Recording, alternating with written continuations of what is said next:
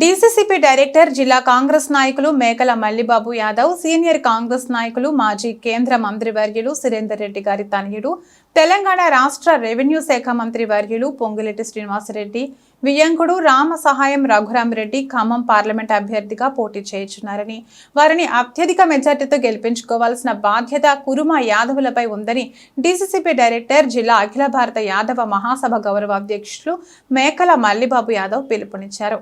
ఈ కార్యక్రమంలో యూనియన్ మాజీ డైరెక్టర్ మల్లెపోయిన శ్రీనివాస్ యాదవ్, మాజీ ఏఎంసీ చైర్మన్ వెన్నపూసల సీతారాముల యాదవ్, మండే వెంకటేష్, రవి, శేఖర్, లిక్కి, హనుమంతరావు, చిలుకల భూషయ్య, మన్ని రవి, మన్ని కోటేశ్వరరావు, మారుతి కోటి, మేకల శ్రీను, రెడ్డిపోయిన నవీన్, ఎర్రబోయిన నరసయ్య, చిలుకల లింగయ్య, బాలిని శ్రీశైలం, పల్లెబోయిన శ్రీనివాస్, మన్నె శ్రీను, మెట్టెల నాగేశ్వరరావు, చిలుకల ఎర్రయ్య, పేరం నరేష్, చిలుకల నగేష్, పరిటల వలరాజు తదితరులు పాల్గొన్నారు. రేపు మే 13వ తారీఖున జరుగుతున్నటువంటి పార్లమెంటు ఎన్నికల్లో మరి మనందరి అభిమాని ఈ యొక్క పాలేరు నియోజకవర్గ శాసనసభ్యులు రాష్ట్ర మంత్రివర్యులు పొంగులేటి శ్రీనివాసరెడ్డి గారి విజయంపుడైనటువంటి రామ సహాయం రఘురామరెడ్డి గారి మరి ఎంపీ టికెట్ ఇవ్వటం, మరి ఆయన విజయాన్ని కాంక్షిస్తూ మరి ఈ రాష్ట్రంలో ఉన్నటువంటి యాదవులతో పాటు మన ఖమ్మం జిల్లాల యాదవులు కూడా మరి మద్దతు ఇస్తూ మరి ఆయన గెలుపు కోసం మనం అందరం కూడా కృషి చేయాలని చెప్పి ఈరోజు నేలకొండపల్లి మండలంలో మరి యొక్క సమావేశాన్ని ఏర్పాటు చేసుకోవడం జరిగింది.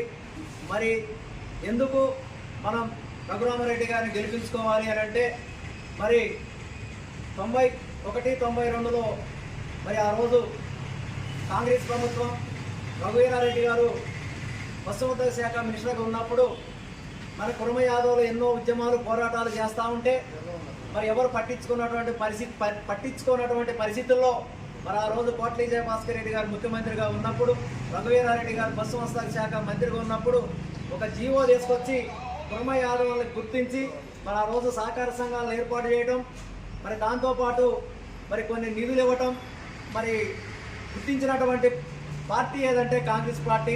మరి అదేవిధంగా 2006లో దివంగత ముఖ్యమంత్రి రాజశేఖర్ రెడ్డి గారు గొర్రెల ఫెడరేషన్ చేయటం, ఫెడరేషన్ చేసిన తర్వాత మరి గొర్రెలకి బీమా కానీ, మరి అదేవిధంగా గొర్రెలు ర్యామ్లామ్స్ బీడింగు సీపీ ఇవ్వటం కానీ మరి ఇవన్నీ కూడా కాంగ్రెస్ ప్రభుత్వం చేసింది. మరి అదేవిధంగా మరి తర్వాత వచ్చినటువంటి ప్రభుత్వం మరి బీఆర్ఎస్ ప్రభుత్వం కురుమ యాదవులకి 18 సంవత్సరాల నుండి 100 సంవత్సరాల వరకు కూడా గొర్రెలు ఇస్తా అని చెప్పేసి మరి మనందరిని కూడా మరి ఫస్ట్ విడత గొర్రెలు ఇచ్చి రెండో విడత మోసం చేసినటువంటి ప్రభుత్వం టీఆర్ఎస్ ప్రభుత్వం, కేసీఆర్ గారు. మరి మనందరినీ కూడా ఆ రోజు డీడీలు తీపిచ్చారు. ఇప్పుడు 2 సంవత్సరాలుగా పైగా అయినది. చాలామంది మరి ఇటు సత్తుపల్లి, పెనుపల్లి, ఇంకా అటు తల్లాడికెళ్ళి చూసుకుంటే 2 సంవత్సరాలు దాటింది. మరి వాళ్ళందరూ కూడా మరి ఆ రోజు ఏదో గొర్రెలు వస్తాయని చెప్పి ఫస్ట్ విడత ఇచ్చారు, రెండో విడత ఇస్తారని ఆశపడితే డీడీలు తీస్తే వాళ్ళు వస్తువులు కూడా పెట్టుకొని మరి అదేవిధంగా వస్తువులతో పాటు తినే ధాన్యాన్ని నమ్ముకొని వడ్డీలో తెచ్చి ఆ రోజు డీడీలు తీశారు. మరి ఇంతవరకు కూడా ఇచ్చినటువంటి పరిస్థితి లేదు. మరి ఏదైతే చాలామంది మరి కాంగ్రెస్ ప్రభుత్వం వస్తే మరి ఇస్తుంది అని ఆశపడ్డారు, మనం కూడా ఆశపడ్డాం. మరి ఇస్తారని చెప్పేసి మరి శ్రీనివాసరెడ్డి గారు కూడా ఒక మాట ఇచ్చారు. మరి ఇవ్వడానికి పొంగులేటి శ్రీనివాసరెడ్డి కూడా ఎంతో ప్రయత్నం చేశారు.